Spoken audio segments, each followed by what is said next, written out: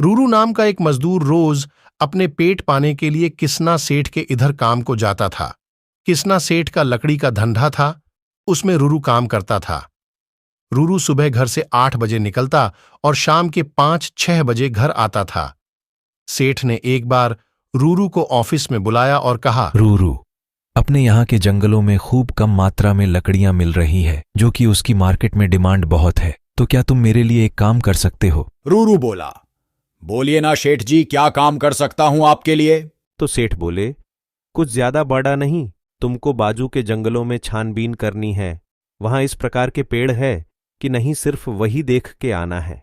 लेकिन इसमें कठिन यही था कि ये गांव में अफवाह थी कि वहां जाने वाला कभी वापस नहीं आता। लेकिन यह बात रूरू को मालूम नहीं थी, तो उसने तुरंत ही हां बोला।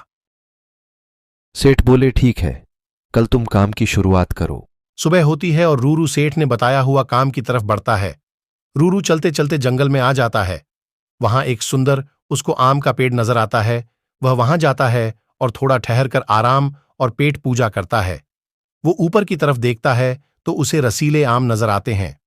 वो सोचता है, यह मेन तोड़ के घर लेके जाऊंगा। तभी उसकी नजर एक ऐसे आम की तरफ जाती है जो आम चमक रहा था। उसने पत्थर से उस आम को गिराया तो अचानक उस आम से एक परी बाहर आती है और परी कहती हैं, धन्यवाद रूरू, आज तुम्हारी वजह से मैं 100 सालों के बाद मुक्त हुई हूं। रूरू बोलता है, लेकिन इतने दिनों में किसने भी यह फल क्यों नहीं तोड़ा? परी कहती हैं, यहाँ लोगों ने अफवाह की है कि यहाँ तो चुड़ैल रहती है। रूरू बोलता है, तो ये बात है। परी उसको खुश होकर एक मटका देती है जो जादुई मटका होता है, जिसमें जो चीज एक बार डालोगे उसकी एक बीज तैयार होकर मिलेगी, जो बोने के बाद उसका पेड़ बनकर वह चीज पेड़ में आएगी। रूरू ये देखकर आश्चर्यचकित हो गया। परी अचानक गायब हो जाती है। रूरू अपना काम छोड़ के घर आ जाता है। घर आने के बाद सबसे पहले वो उस मटके को देखता ही रहता है। उसको विश्वास ही नहीं था कि ऐसा कुछ होगा। थोड़ी देर बाद वो सोचता है कि ऐसे इस्तेमाल करके देखते हैं, तो रूरू ने उस जादुई मटके में पैसा डाल दिया और आश्चर्यचकित होने वाली घटना होती है।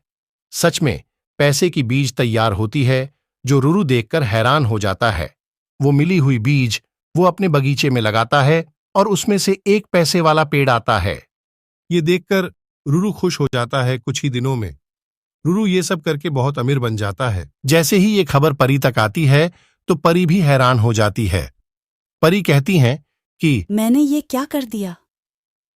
मैंने रूरू को एक भला और गरजू समझ के ये दिया था, लेकिन रूरू इसका गलत इस्तेमाल कर रहा है। रूरू को सबक तो सिखाना पड़ेगा। अब मटके को तोड़ने का सिर्फ एक ही रास्ता था कि परी को खुद मटके के अंदर जाने के बाद वो नष्ट हो सकता था। तो परी को एक योजना आई। वो खुद एक सोने का सिक्का बन गई और रूरू के बगीचे में बीच में स्थित हो गई। सुबह सुबह रूरू आता है और उस सिक्के की और उसकी नजर जाती है। रूरू कहता है, वाह क्या बात है, आज तो लॉटरी लग गई। बस इसी की तो कमी थी।